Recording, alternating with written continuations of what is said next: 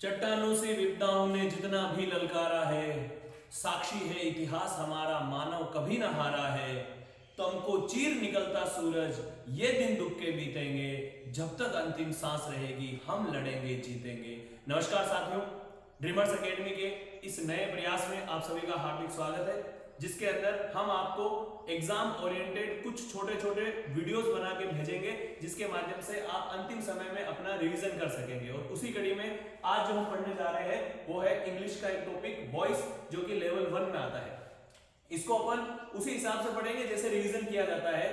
तो हम ये मान के चल रहे हैं कि यहाँ पे पढ़ने से पहले आपने 1 या 2 बार इस टॉपिक को आराम से पढ़ लिया होगा। अब उसमें से निश्चित तौर पे अपना प्रश्न कैसे सही हो उसकी अपन यहाँ पे बात करेंगे, ठीक है। सबसे पहले शुरुआत करते हैं। तो वॉइस दो प्रकार का होता है भाई, एक होता है एक्टिव वॉइस और दूसरा होता है पैसिव वॉइस। जो एक्टिव वॉइस है इसके अंदर जो मेन लीड रोल में जो होता है वो सब्जेक्ट होता है, और जो पैसिव वॉइस है उसमें जो लीड रोल में होता है वो ऑब्जेक्ट होता है। जहां पे हमें ऑब्जेक्ट को प्राथमिकताएं देनी होती है वहां पे हम पैसिव वॉइस का यूज करते हैं, जहां पे हमें सब्जेक्ट को प्राथमिकता देनी होती है वहां पे हम एक्टिव वॉइस का यूज करते हैं। तो इसका फॉर्मेट क्या है मोटे तौर पर अगर देखा जाए तो वो है सब्जेक्ट, फिर इसके बाद वर्ब और इसके बाद ऑब्जेक्ट। जबकि पैसिव वॉइस में देखा जाए तो इसमें ऑब्जेक्ट आगे आ जाता है, ऑब्जेक्ट के बाद यहाँ पे बी की फॉर्म लगती है, फिर वर्ब की थर्ड फॉर्म लगती है। चाहे कोई सा भी टेंस हो, लेकिन हमेशा ये फॉर्मेट फिक्स रहेगा। बी की फॉर्म मैं आपको पिछले एक वीडियो में बता चुका हूं कि बी की कौन कौन सी फॉर्म होती है, is, am, are, was, were, be, being और बीइंग। इनमें से कोई ना कोई यहां पे लगेगी, और उसके बाद वर्ब की थर्ड फॉर्म, और फिर यहां पे आता है बाई, और बाई के बाद क्या लग जाता है, सब्जेक्ट। ये जो फॉर्मेट होता है यहां पे ये पैसिव वॉइस का, और ये कौन सा किसका फॉर्मेट है, एक्टिव वॉइस का। अब अपन बात करते हैं, हमें जब भी एक्टिव वॉइस से पैसिव वॉइस में किसी चीज को चेंज करना है तो उसके लिए सबसे पहले कुछ स्टेप बता रहा हूं वो फॉलो करना है। सबसे पहला काम जो आपको करना है वो क्या है, आपको सबसे पहले सब्जेक्ट, फिर ऑब्जेक्ट और उस सेंटेंस का वर्ब और एक कह सकते हैं टेंस, ये आइडेंटिफाई कर लेना है कि कौन सा है, क्या तो सब्जेक्ट है, क्या ऑब्जेक्ट है, क्या वर्ब है और कौन सा टेंस है। दूसरी चीज जो तुमको करनी है वो ये करनी है कि ये जो सब्जेक्ट है इसको ऑब्जेक्ट बना देना है, और ऑब्जेक्ट है उसको क्या बना देना है, सब्जेक्ट बना देना है। तीसरा काम जो आपको करना है,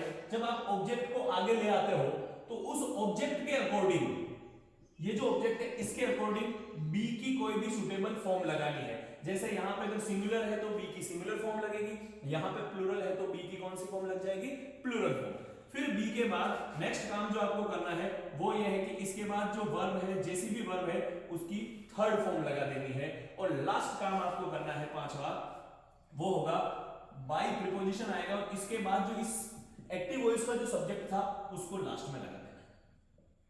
बस ये 5 स्टेप फॉलो करेंगे। तो इसके लिए सबसे पहला काम जो हमें करना है वो सब्जेक्ट, ऑब्जेक्ट और वर्ब को पहचानने का है। तो मैं आपको एक छोटे से एग्जांपल के तौर पे समझा रहा हूं, एग्जांपल के माध्यम से, कि आप किस प्रकार से किसी भी सेंटेंस में सब्जेक्ट, वर्ब और ऑब्जेक्ट पहचान सकते हैं, ठीक है। तो एक बार मैं इसको मिटा रहा हूं,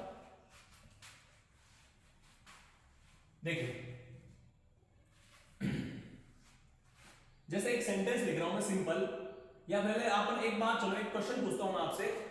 आप मुझे बताइए किसी भी इंग्लिश में सेंटेंस में किसी सेंटेंस की जो मिनिमम रिक्वायरमेंट है, सबसे अत्यधिक आवश्यकता वो किसकी होगी, वो होगी वर्ब की। यानी कि कोई भी सेंटेंस है उसमें वर्ब होना बहुत ही जरूरी है। दूसरी जो आवश्यकता होगी उस वर्ब के डूअर की, यानी उस जो भी काम हो रहा है वो तो वर्ब हो गया, और उसको काम को करने वाला कोई ना कोई होगा। तो सेकंड जो आवश्यकता होती है वो होती है सब्जेक्ट, और फिर तीसरे नंबर पे कहीं ना कहीं ऑब्जेक्ट आता है। तो देखिए जैसे आपको अगर वर्ब पहचानना है तो वर्ब क्या है, तो वर्ब होगा उस सेंटेंस में जो एक्शन परफॉर्म हो रहा है, जो काम हो रहा है वो वर्ब है। दूसरा आपको पहचानना है सब्जेक्ट, तो सब्जेक्ट कैसे पहचानोगे, तो सब्जेक्ट पहचानने का सिंपल तरीका है डूअर पहचान लो। डूअर मतलब सर जो भी इस वर्ब को जब आपने देखा और आपको लगा कि यहाँ पे काम क्या हो रहा है, उस काम को करने वाला कौन है, उसको कहते हैं डूअर, और वो अपना क्या होगा भाई, सब्जेक्ट होगा। तीसरा, इसी में एक और चीज है कि डूअर ना हो तो इसके अलावा जिसके बारे में बात हो रही है, जिसके बारे में उस सेंटेंस में बात हो रही है वो उसका मुख्य पात्र, यानी कि उस सेंटेंस का क्या कहलाएगा, सब्जेक्ट कहलाएगा। तीसरी बात ऑब्जेक्ट की करते हैं। ऑब्जेक्ट में आपको कुछ नहीं करना है, वर्ब के पास जाना है और वर्ब से एक सिंपल सा क्वेश्चन पूछना है, क्या? यस एग्जैक्टली, व्हाट या whom। वर्ब से क्या या किसको, अगर ये दो क्वेश्चन आप पूछते हो, उन दोनों में से किसी का भी रिप्लाई आता है, वो रिप्लाई आपका एक्चुअली ऑब्जेक्ट होता है। अब ये आपको हो सकता है ऐसे समझ नहीं आया हो, तो मैं एक छोटे से एग्जांपल से आपको ये तीनों चीजें क्लियर कर रहा हूं। अपने होचे से एक एग्जांपल लिखते हैं, आई एम टीचिंग इंग्लिश, ठीक है। अब यहां पे ये सेंटेंस जैसे आपने देखा, सबसे पहले आपको आइडेंटिफाई करना है वर्ब। जब आप वर्ब आइडेंटिफाई कर लेते हो, उसके बाद ऑटोमेटिकली आप सब्जेक्ट एंड ऑब्जेक्ट आराम से निकाल सकते हो। तो वर्ब आइडेंटिफाई करने के लिए आपको क्या करना है, आपको यह देखना है कि इस पूरे सेंटेंस में काम क्या हो रहा है। तो देखिए, टीचिंग पढ़ाना, यानी काम हो रहा है पढ़ाने का, इसका मतलब यहां का जो वर्ब है वो हो गया टीचिंग। फिर जब आपने देखा कि काम हो रहा है पढ़ाने का, तो मैंने आपसे कहा था कि अगर काम हो रहा होगा तो उसको करने वाला भी कोई ना कोई होगा, डूअर होगा। तो पढ़ाने का काम कर कौन रहा है? आई, मैं कर रहा हूं। आई एम टीचिंग, तो मैं पढ़ा रहा हूं, तो यहां पे मैं इसका हो गया डूअर, और अगर मैं डूअर हूं तो मैं क्या हो जाऊंगा भाई? सब्जेक्ट हो जाऊंगा। तीसरा, आपको वर्ब से एक क्वेश्चन पूछना है, वो क्वेश्चन बहुत ही सिंपल होना चाहिए, व्हाट या हूं। आई एम टीचिंग, मैं पढ़ा रहा हूं, क्या? तो रिप्लाई आएगा इंग्लिश। मैं पढ़ा रहा हूं क्या? तो इंग्लिश। तो व्हाट का रिप्लाई आ गया, तो जैसे ही आपके व्हाट का रिप्लाई आए, ये आपका क्या हो जाता है? ऑब्जेक्ट। क्लियर है? तो इस तरीके से आपको वर्ब, ऑब्जेक्ट और सब्जेक्ट निकालना है। सर ये एम क्या है? ये हेल्पिंग वर्ब है, ये अपन ने टेंस में बात करी थी, ठीक है। इसके अलावा जैसे व्हाट से रिप्लाई में आ गया, एक whom का निकाल लेते हैं। जैसे सीमा हेल्प्स हिम। देखिए यहां पे काम क्या हो रहा है? हेल्प करने का, यानी कि वर्ब क्या होगी आपकी? हेल्प होगी। काम हो रहा है हेल्प करने का, कौन कर रहा है? डूअर कौन है? सीमा। जो डूअर होता है वो क्या होता है? सब्जेक्ट होता है। तो सीमा हेल्प कर रही है। अब यहां से सीमा हेल्प कर रही है क्या, तो क्या का तो जवाब नहीं मिला। जब क्या से आंसर नहीं आता हो तो आप पूछ सकते हो किसको, यानी whom। सीमा ने किसको मदद की या किसकी मदद की, तो यहां पे whom का रिप्लाई आया उसकी, तो ये आपका क्या हो जाएगा बेटा? ऑब्जेक्ट हो जाएगा। तो इस प्रकार से हम सब्जेक्ट और ऑब्जेक्ट आइडेंटिफाई कर सकते हैं, हम वर्ब आइडेंटिफाई कर सकते हैं, और ये चीज आपकी हेल्प करेगी एक्टिव वॉइस को पैसिव वॉइस में चेंज करने के लिए। अब अपन बात करेंगे यहाँ पे कौन कौन से टेंस में कैसे कौन सी वर्ब चेंज होती है उसकी। तो मैं आपको पहले ये मिटा के आपका टाइम खराब ना हो उसके लिए मैं पहले लिख देता हूं, फिर अपन बात करेंगे। ओके, अब अपन समझते हैं पहले सिंपल टेंस, तीनों सिंपल टेंस को समझ लेते हैं, फिर ऐसे कंटीन्यूअस को समझेंगे, फिर ऐसे परफेक्ट को समझेंगे। तो हम सबसे पहले बात करते हैं प्रेजेंट सिंपल की। याद कीजिए मैंने जब आपको प्रेजेंट सिंपल टेंस पढ़ाया था तो उसमें मैंने एक फॉर्मेट लिखाया था, वो इसका सेंटेंस का जनरली फॉर्मेट होता है सब्जेक्ट, फिर वर्ब की फर्स्ट फॉर्म या फिफ्थ फॉर्म भी हो सकती है, और लास्ट में आता है ऑब्जेक्ट। ये फॉर्मेट था। अब यहां पे इस फॉर्मेट को पैसिव वॉइस में कैसे चेंज करना है उसको देखिए। तो पहले अपन थोड़ा सा इधर बात कर लेते हैं बी की फॉर्म की। तो बी की कौन कौन सी फॉर्म है एक बार उसको वापस रिवाइज कर लेते हैं, क्या क्या है।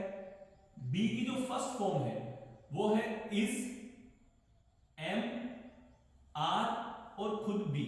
सेकंड फॉर्म जो है उसकी वो है वॉज और वर, और जो थर्ड फॉर्म है वो है सर बीन, और फोर्थ फॉर्म बोलो कौन सी है, जल्दी बोलो।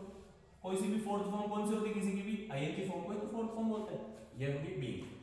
ये जो फॉर्म्स है इन्हीं को अपने को यूज करना है एक एक करके। तो कैसे यूज कर सकते हैं देखना। सबसे पहले जितने भी प्रेजेंट टेंस होंगे उन प्रेजेंट टेंस में हमें हेल्पिंग वर्ब के तौर पे बी की फॉर्म को जब यूज करेंगे पैसिव वॉइस में तो हम इज इस्तेमाल करेंगे। दूसरा, जितने भी पास्ट टेंस होंगे उसमें हम बी की फॉर्म यूज करेंगे पैसिव वॉइस में, तो वो वॉज वर करेंगे। और तीसरा, जब हम बात करते हैं फ्यूचर टेंस की, तो फ्यूचर टेंस में विल और शेल तो आएंगे, और विल और शेल के साथ जहां यूज करना पड़ेगा, क्योंकि विल और शेल के साथ उसकी बेस फॉर्म आती है, मॉडल है वो, तो मॉडल के साथ बेस फॉर्म यानी खुद बी को यूज करेंगे। इतनी बात क्लियर है क्या? अब अपन बात करते हैं सबसे पहले पैसिव वॉइस में प्रेजेंट सिंपल टेंस की। तो क्या करना है आप देखिए, सबसे पहले आपको ऑब्जेक्ट को सब्जेक्ट बना देना, यानी आगे आ जाएगा ऑब्जेक्ट। फिर बी की फॉर्म प्रेजेंट टेंस में कौन आएगी? फर्स्ट इज, एम, आर, तो यहां आ जाएगी इज, एम, आर प्लस। अब वर्ब की कौन सी फॉर्म आएगी? ये फॉर्मेट भी हमेशा याद रखो, पैसिव वॉइस की पहचान यही होती है, बी की फॉर्म प्लस वर्ब की थर्ड फॉर्म, ये फिक्स है। तो यहाँ पे वर्ब की कौन सी फॉर्म आ जाएगी भाई, थर्ड फॉर्म, और बाद में आ जाएगा अपना बाई, और लास्ट में क्या आ जाएगा, सब्जेक्ट। बात क्लियर है? जैसे एक एग्जांपल लेते हैं, जैसे मान लो राम प्लेज क्रिकेट। सबसे पहला काम आइडेंटिफाई करना है, वर्ब क्या है, प्लेज, खेलना। डूअर कौन है, खेलने का काम कौन करता है, राम, इसका मतलब ये सब्जेक्ट है। राम खेलता है क्या, व्हाट, क्या खेलता है, क्रिकेट, ये हो गया आपका ऑब्जेक्ट। सबसे पहले ऑब्जेक्ट आगे आएगा, ऑब्जेक्ट आगे आएगा तो आ जाएगा क्रिकेट। अब देखो क्रिकेट के साथ क्या आता है, इज आएगा, एम आएगा, आर आएगा, एक वचन है तो आएगा इज, क्रिकेट इज। प्ले की थर्ड फॉर्म, प्ले की थर्ड फॉर्म कौन सी है, played, cricket is played by, और अब सब्जेक्ट पीछे आ जाएगा। क्लियर है क्या? ये बात होती है अपने प्रेजेंट सिंपल की। अब बात करते हैं पास्ट सिंपल की। पास्ट सिंपल का फॉर्मेट क्या है, सब्जेक्ट वर्ब की सेकंड फॉर्म, फिर आता है आपका ऑब्जेक्ट। देखना जब भी बात पास्ट की होगी यहां पे बी की सेकंड फॉर्म आएगी। सेकंड फॉर्म कौन है, वॉज और वर, ठीक है। तो सबसे पहले आगे आ जाओ, ऑब्जेक्ट को ले आओ आगे, ऑब्जेक्ट, फिर आएगा वॉज ऑब्लिक वर, इसके बाद वर्ब की कौन सी फॉर्म, थर्ड फॉर्म फिक्स है ये तो, फिर बाई, ये भी ठीक है, और यहां पे लास्ट में क्या आ जाएगा आपका सब्जेक्ट। क्लियर? जैसे एक एग्जांपल लेते हैं, सपोज करो इसी को पास्ट में ले लेते हैं, चलो Ram played cricket, Ram cricket खेलता था। अगर राम क्रिकेट खेलता था की बात हो रही है, इसको मैं मिटा रहा हूं एक बार, इसका मतलब पास्ट टेंस है, और पास्ट टेंस है तो यहां पे सबसे पहले आइडेंटिफाई करना है वर्ब, सब्जेक्ट और ऑब्जेक्ट को। तो ये प्लेड क्या है, वर्ब है, काम हो रहा है खेलने का। कौन खेलता था, डूअर कौन है, राम, यानी सब्जेक्ट है। क्या खेलता था, क्रिकेट, ये क्या हो गया आपका ऑब्जेक्ट। अब बात करते हैं, हमें इसको चेंज करना है। सबसे पहले ऑब्जेक्ट आगे आ जाएगा, तो ऑब्जेक्ट क्या हो गया, क्रिकेट। क्रिकेट के बाद देखो क्रिकेट एक वचन बहुवचन, अभी बात करिए, सिंगुलर, एस को सिंगुलर यानी सिंगुलर है तो वॉज आ जाएगा, क्रिकेट वॉज। अब प्ले की थर्ड फॉर्म क्या होगी, प्लेड बाय, ठीक बात। अब बात करते हैं नेक्स्ट, फ्यूचर सिंपल टेंस की। तो फ्यूचर सिंपल का फॉर्मेट क्या होता है, पहले वो देखो, subject plus will oblique shall plus verb की फर्स्ट फॉर्म, और लास्ट में आ जाएगा आपका ऑब्जेक्ट। आपको क्या करना है, जब वहां चेंज होगा तो कैसे चेंज होगा, सबसे आगे तो ऑब्जेक्ट आ जाएगा, कोई समस्या नहीं, प्लस विल शेल हमेशा रहेगा फ्यूचर टेंस में, तो फिक्स है ये, तो लगा दो भाई, कोई दिक्कत नहीं, विल और शेल भी लगा देते, किसी को नाराज क्यों करना। प्लस अब विल और शेल के बाद बी की फॉर्म और वर्ब की थर्ड फॉर्म आती है। तो मैंने आपसे कहा था इज, एम, आर तो यूज हो गया उसमें, तो कौन बच रहा है, बी की बेस फॉर्म यानी खुद बी बच रहा है, तो बी यूज करेंगे यहां पे। और अब वर्ब की कौन सी फॉर्म लगाएंगे सर, थर्ड फॉर्म लगाएंगे, तो ये बी की फॉर्म थर्ड फॉर्म आ गई, और लास्ट में बाई प्लस सब्जेक्ट तो चल ही रहा था, वो तो हो ही जाएगा। देखिए विल और शेल मॉडल है, और मॉडल वर्ब के बाद वर्ब की फर्स्ट फॉर्म आनी चाहिए, यहां पे थर्ड आ रही थी, इसलिए हमने बीच में क्या लगाना पड़ा, बी की बेस फॉर्म जो कि फर्स्ट फॉर्म ही है। जैसे एक एग्जांपल लेते हैं, I will write a book, मैं एक पुस्तक लिखूंगा। अब यहां पे काम क्या हो रहा है, लिखने का, तो ये वर्ब हो गया। कौन करेगा, डूअर कौन है, मैं खुद हूं, तो आई, ये सब्जेक्ट हो गया। मैं लिखूंगा क्या, व्हाट, यहां से व्हाट का रिप्लाई ये आ रहा है, अ बुक, एक पुस्तक लिखूंगा, तो ये आपका क्या हो गया बेटा, ऑब्जेक्ट हो गया। अब आप इसको क्या करोगे, ऑब्जेक्ट आगे लाओगे तो आ जाएगा अ बुक। अब देखो आई विल, तो यहां पे भी बुक विल, अब क्या लगेगा, be, very good, a book will be, और राइट की थर्ड फॉर्म लगानी है, रिटन बाय। अब आई नहीं लगा सकते क्योंकि ये बाई प्रीपोजिशन है, और प्रीपोजिशन के बाद आता है प्रीपोजिशन का ऑब्जेक्ट। इतनी देर हमने राम राम लिखा, इसका मतलब ये था कि राम खुद प्रॉपर नाउन है, तो प्रॉपर नाउन सब्जेक्टिव और ऑब्जेक्टिव केस में सेम रहता है, लेकिन आई क्या है, प्रोनाउन है, तो आई का अलग से ऑब्जेक्टिव फॉर्मेट भी होता है, और वो ऑब्जेक्टिव फॉर्म है मी, यहां पे हो जाएगा मी, तो a book will be written by me. ये अपनी बात थी कौन सी, सारे के सारे सिंपल टेंस की। अब अपन बात करेंगे कंटीन्यूअस टेंस की।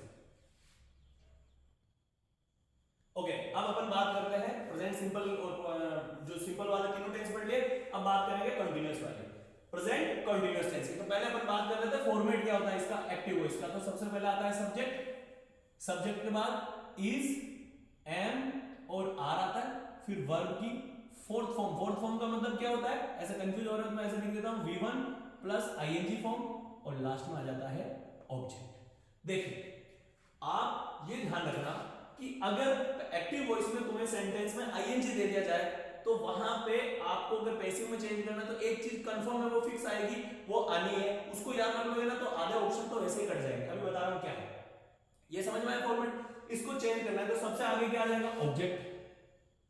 ठीक है, देखना बी की फॉर्म पहले से लगी हुई है इज एम आर, हमें लगाने की जरूरत नहीं, तो यही आ जाएगी इज एम और आर। देखो ये इस ऑब्जेक्ट पे डिपेंड करता है, जैसे यहां पे सिंगुलर है तो इज लग रहा है, कभी मान लो ऑब्जेक्ट प्लूरल आ गया तो यहां पे क्या आ जाएगा, आर आ जाएगा, उसके हिसाब से लगाना है। ठीक है, फिर प्लस वर्ब की थर्ड फॉर्म लगानी है, चलो हम यहां पे वर्ब की थर्ड फॉर्म लगा देते हैं, फिर बाई आएगा और फिर सब्जेक्ट आएगा। यहां तक तो हमें पता है, ठीक है, यहां तक हमने लिखा। मैंने यहां पे जगह क्यों छोड़ी, देखना अगर आपने इज एम आर और वर्ब की थर्ड फॉर्म लगा दी तो प्रेजेंट सिंपल और प्रेजेंट कंटीन्यूअस में आपको पता ही नहीं चलेगा कि भाई वो आईएनजी कहां गया जो इसका कंटीन्यूअस वाला था, उसको भी तो कहीं सेटल करना है। तो उसको सेटल करने के लिए हमें एक और फॉर्म लगानी पड़ेगी और वो होगा आपका बीइंग। और ये आपको याद रखना है कि अगर किसी सेंटेंस में ऊपर एक्टिव वॉइस में आईएनजी फॉर्म आ रही है 101% बीइंग आपको देखने को मिलेगा। अगर एक ही ऑप्शन में बीइंग है तो आप नीचे के उसको सीधा सीधा आप राइट लगा सकते हो। ठीक है, जैसे एक example, I am playing chess, मैं चेस खेल रहा हूं। ठीक है, अब यहां पे ये तो हो गया प्लेइंग वर्ब है, मैं काम हो रहा है, डूअर कौन है, मैं हूं, तो ये सब्जेक्ट हो गया, और क्या खेल रहा हूं तो चेस ऑब्जेक्ट हो गया। अब मैं बार बार इसको रिपीट नहीं करना है।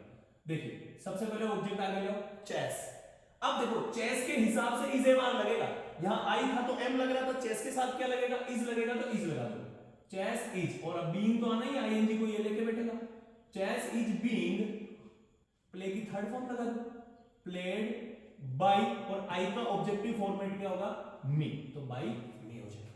क्लियर है। सेकंड चीज पास्ट कंटीन्यूअस में देखते हैं। अब पास्ट कंटीन्यूअस में क्या करना है, जैसे सबसे पहले फॉर्मेट समझो, subject plus was oblique verb plus verb की फर्स्ट फॉर्म प्लस आईएनजी, और यहां पर आ जाता है आपका ऑब्जेक्ट। जब आप चेंज करते हो तो सबसे पहले आगे आ जाएगा ऑब्जेक्ट, ऑब्जेक्ट के बाद वही was वर्ब तो आना ही है क्योंकि यहां पे भी तो बी की फॉर्म दे रखी है, और इसके बाद याद रखो ऊपर मैंने क्या बताया, बीइंग, यहां भी आएगा बीइंग आ जाएगा, बीइंग के बाद वर्ब की थर्ड फॉर्म और लास्ट में बाय, और बाय के बाद सब्जेक्ट। चलिए अब देखो, जैसे एक एग्जांपल लेते हैं, रोहित वॉज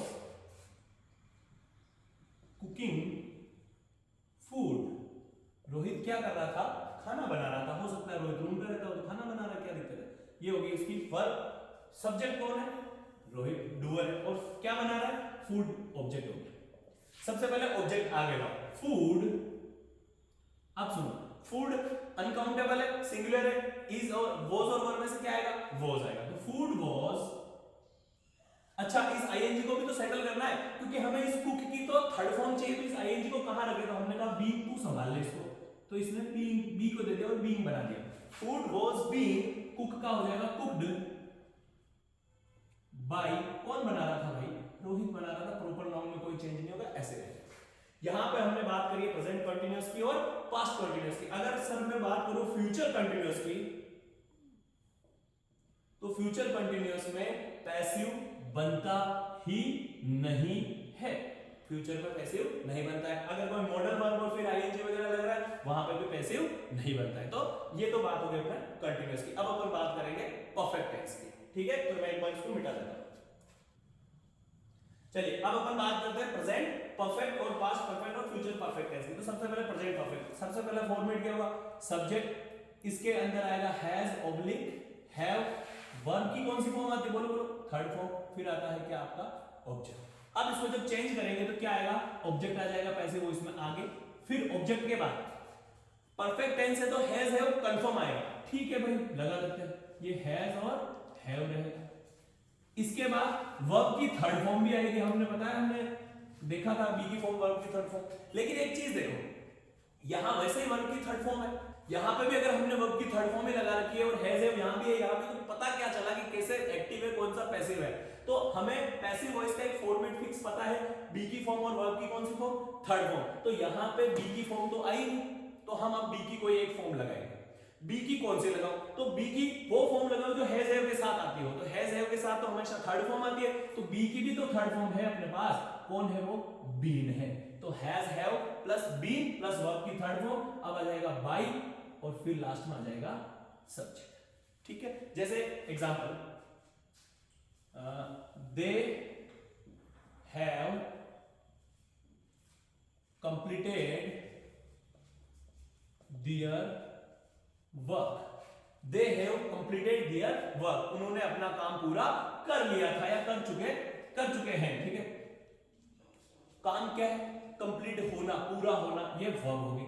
किसने किया, उन्होंने, ये सब्जेक्ट हो गया। और क्या किया, उनका काम, यानी कि ऑब्जेक्ट हो गया। तो सबसे पहले ऑब्जेक्ट आगे आएगा तो क्या आएगा, देयर वर्क। अब सुनो, देयर वर्क सिंगुलर है, उनका काम, तो क्या आ जाएगा, हैज आ जाएगा, देयर वर्क हैज। फिर क्या लगाना है भाई, बीन लगाना है। और वर्ब की थर्ड फॉर्म कौन सी है, अरे ये वर्ब की थर्ड फॉर्म में दे रखी है, इसी को यहां पे चिपकाना है, चिपका दो, कंप्लीटेड बाय, और दे का क्या होता है ऑब्जेक्टिव रूप, देम, कंप्लीटेड बाय देम।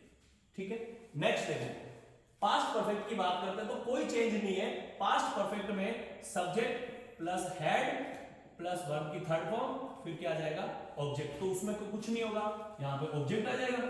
फिर यहां पे हैज है की जगह हेड था, तो had plus been plus verb की थर्ड फॉर्म, और यहां पे आ जाएगा आपका ऑब्जेक्ट। तो सेम है, इसमें एग्जांपल सेम इसी की तरह आप समझ सकते हो। तीसरा देखते हैं अपन फ्यूचर का, subject plus will oblique shall plus have plus been, sorry been नहीं, वर्ब की हैव प्लस वर्ब की थर्ड फॉर्म, और प्लस आ जाएगा आपका ऑब्जेक्ट। जब इसको आप चेंज करोगे तो आगे आ जाएगा आपका ऑब्जेक्ट, यहां पे चेंज बाय नहीं लगाया, sorry, by plus subject, object plus will shall, तो इसमें भी रहेगा, प्लस हैव भी रहेगा, बिल्कुल रहेगा, टेंस पढ़े अपन ने बात करी। अब इसमें भी क्या एक्स्ट्रा ऐड हो जाएगा, बीन हो जाएगा। उसका रीजन मैं फर्स्ट में समझा चुका हूं, सेम रीजन है, तो यहां पे भी क्या आ जाएगा, फिर बीन आ जाएगा, और वर्ब की थर्ड फॉर्म रहेगी, और फिर बाय, और लास्ट में क्या आ जाएगा, सब्जेक्ट। तो यहां पे ये अपन ने एक बार के लिए सारे टेंसों की बात करी है, जिसमें अपन किस प्रकार से एक्टिव से पैसिव में बदल सकते हैं। अब सुनना, एक तो फ्यूचर कॉन्टिन्यूअस टेंस, और जितने भी परफेक्ट कंटिन्यूअस टेंस है, परफेक्ट कंटिन्यूअस टेंस सारे, इनका पैसिव वॉइस नहीं बनता है। चलिए, अपन ने बात करी है जितने भी टेंस में जो एक्टिव से पैसिव वॉइस में चेंज होते थे, 8 प्रकार के टेंस में, वो अपन ने बात कर ली है। और वो सारे के सारे जो बात करी अपन ने केवल अफर्मेटिव सेंटेंस में करी है। अब अपन बात कर रहे हैं इंपेरेटिव सेंटेंस में। अगर कभी फॉर्मेट में, इस इंपेरेटिव सेंटेंस वाले फॉर्मेट में कभी सेंटेंस आ जाए तो उसको कैसे पैसिव में बदलते हैं। देखिए, पहले थोड़ा सा समझ लीजिए, इंपेरेटिव सेंटेंस होता क्या है, जो सेंटेंस सीधा वर्ब से शुरू होता हो। वर्ब से शुरू होने का मतलब, जैसे स्टैंड अप, रन, गो, गेट आउट, यानी इसमें सब्जेक्ट नजर नहीं आता है, डायरेक्ट वर्ब। जैसे open the door, close the window, shut the door, इस प्रकार से। तो जिसमें स्टार्टिंग ही किससे होती हो, वर्ब से। और इस सेंटेंस में विशेष तौर से 3 या 4 प्रकार के भाव होते हैं। या तो ऑर्डर का भाव होता है, या रिक्वेस्ट का भाव होता है, या एडवाइस का भाव होता है, या सजेशन का भाव होता है। तो इनमें से कोई भी भाव उसमें हो सकता है। चलिए अपन एक एग्जांपल लेते हैं। जैसे मान लो आया, ओपन द डोर, दरवाजा खोलो।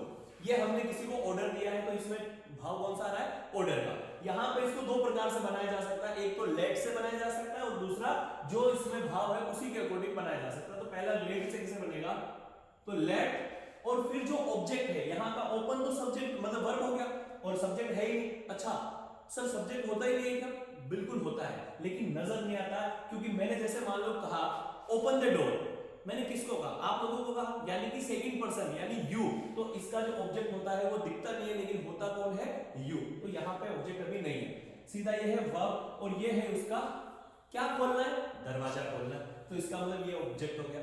ऑब्जेक्ट तो लेट और लेट के बाद सीधा सीधा क्या लगा देना ऑब्जेक्ट, तो लेट द डोर और फिर बी की फॉर्म प्लस वर्ब की थर्ड फॉर्म, तो ये तो बी और वर्ब की थर्ड फॉर्म ओपन, ईडी लगा दो, बस खत्म, ये हो गया let the door be open. जैसे क्लोज द विंडो, तो let the window be closed, ठीक है। फिर अपन बात करते हैं जैसे इसको दूसरे फॉर्मेट में कैसे बनाए, तो मान लो इसको, इसमें भाव किसका है, ऑर्डर का, तो अपन इसको लिखेंगे यू आर ऑर्डर्ड टू, बस।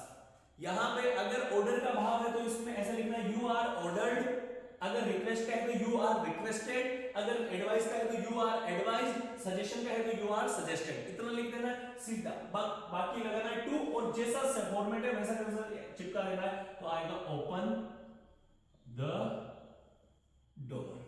क्या बना, you are ordered to open the door. जैसे मान लो सेंटेंस ऐसा है, प्लीज हेल्प मी, प्लीज मेरी हेल्प करो। यहां पे देखो कैसा भाव आ रहा है, रिक्वेस्ट का आ रहा है, तो इसको कैसे चेंज करेंगे, तो इसको लिखेंगे यू आर रिक्वेस्टेड टू। अब यहां पे आपने जब आगे रिक्वेस्टेड लगा दिया तो फिर प्लीज लगाने की आवश्यकता नहीं है, सीधा लिख दोगे help, you are requested to help me. तो इस प्रकार से अपन इंपेरेटिव सेंटेंस को भी चेंज कर सकते हैं। जैसे यहां पे ऐसे एडवाइस वाले में अगर एडवाइस का भाव आ रहा है तो वहां एडवाइस लगा सकते हो, सजेशन का आ रहा है तो सजेस्टेड लगा सकते हो।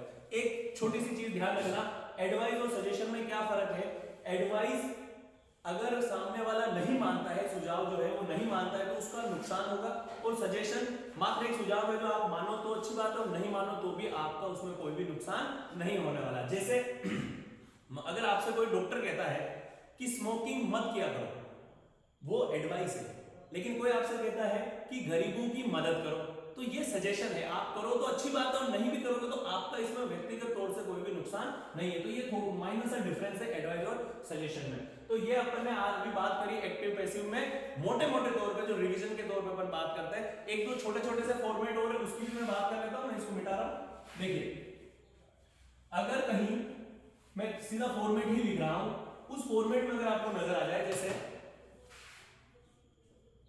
इट इज टाइम, इससे शुरू होने वाले अगर कोई सेंटेंस आपको नजर आ जाए जैसे it is time to close the shop, it is time to close the shop, तो कुछ भी नहीं करना है, ऐसे ही रहेगा इट इज टाइम, फिर आएगा फॉर और ऑब्जेक्ट आगे आ जाएगा for the shop to be closed, to be closed, बस।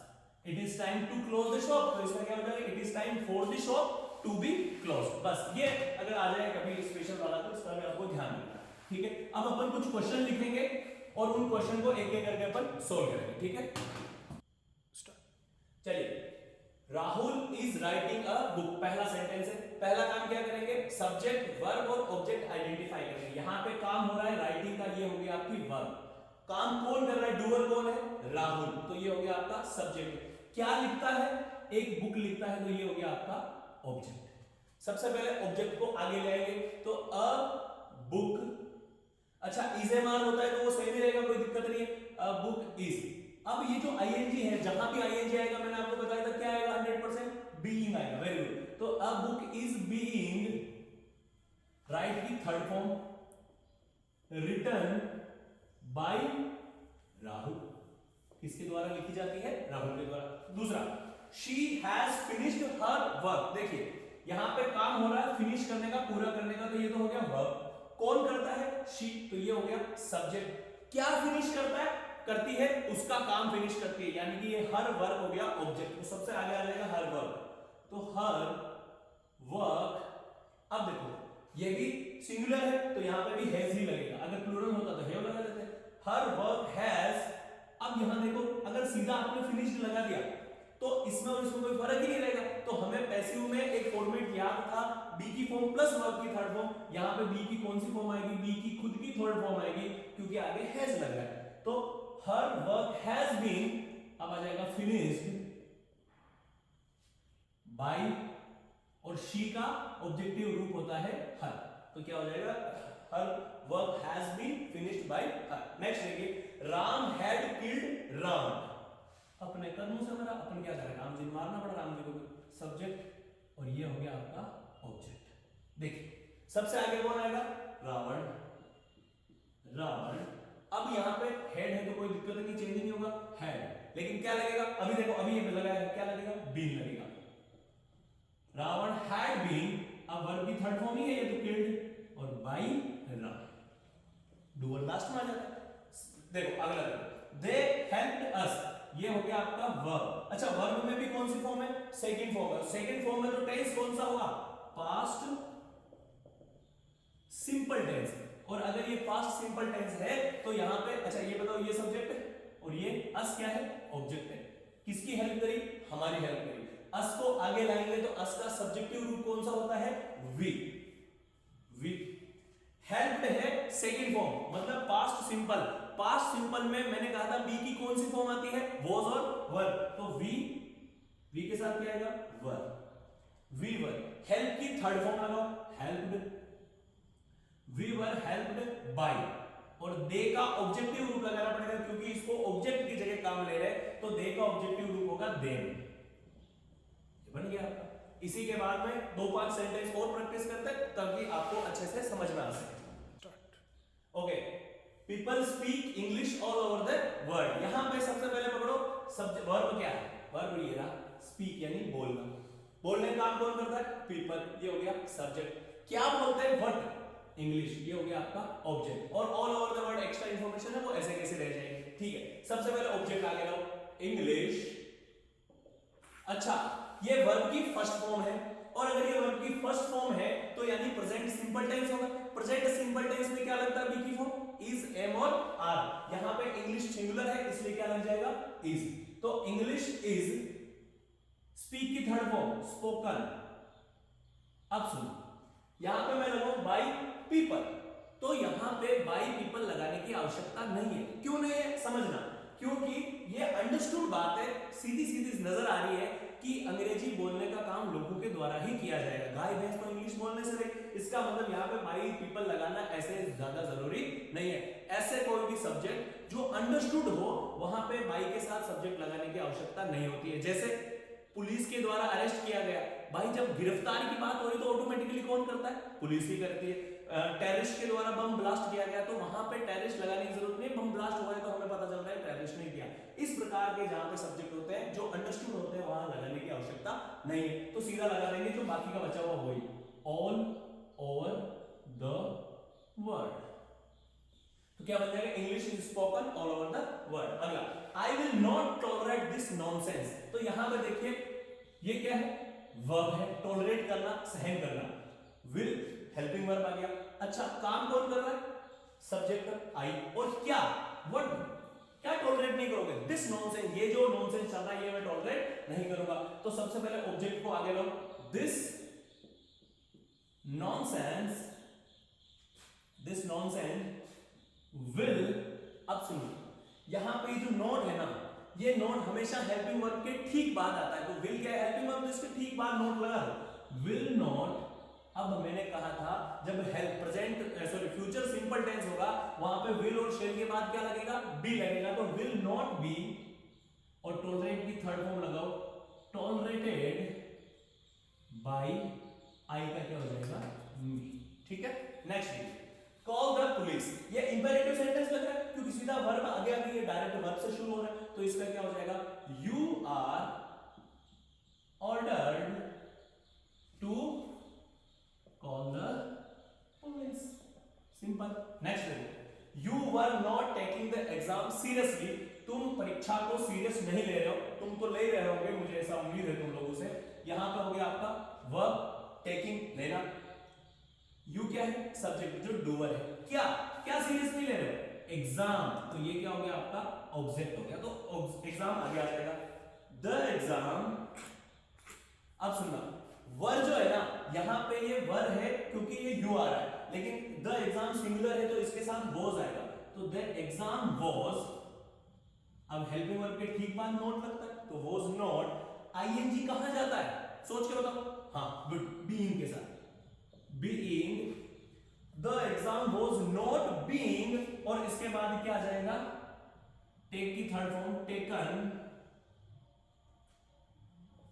सीरियसली बाय यू, तुम्हारे द्वारा एग्जाम को सीरियस नहीं लिया जा रहा है। तो ये अपन ने कुछ बात करी थी एक्टिव पैसिव वॉइस की।